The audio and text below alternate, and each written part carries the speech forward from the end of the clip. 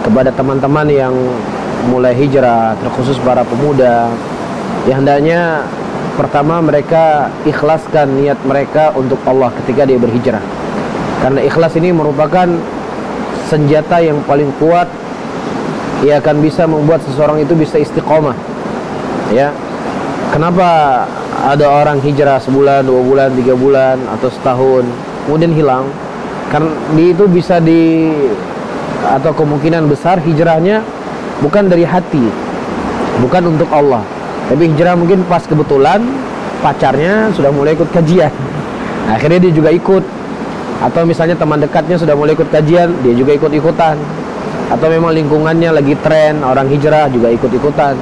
Jadi hal yang seperti ini tidak akan mengokohkan seseorang. Yang paling terpenting adalah ikhlas kepada Allah.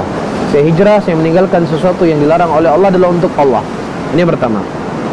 Yang kedua, ya, yang harus dia hiasi dalam hijrahnya untuk memperbanyak mempelajari kitab-kitab akidah, mempelajari tauhid, karena itu merupakan kesempurnaan bahkan kewajiban dari keikhlasan itu sendiri. Seseorang cuma sekedar ikhlas tanpa dibarengi dengan ilmu yang benar, dengan akidah yang benar, dengan manhaj yang lurus, maka itu juga tidak akan bermanfaat. Tapi kapan akan memberi manfaat keikhlasan tersebut? Ketika dia barengi, dia hiasi dirinya itu dengan ilmu yang akidah dan seterusnya. Kemudian yang ketiga, yang harus difahami setiap orang yang hijrah, ya, orang-orang atau lingkungan baru tempat dia berhijrah itu bukanlah para malaikat. Ya, mereka itu pasti berbuat salah, mereka pasti juga punya dosa, mereka juga kadang suka curang. Ini juga harus dipahami. Karena terkadang orang ketika mau hijrah ekspektasinya terlalu tinggi.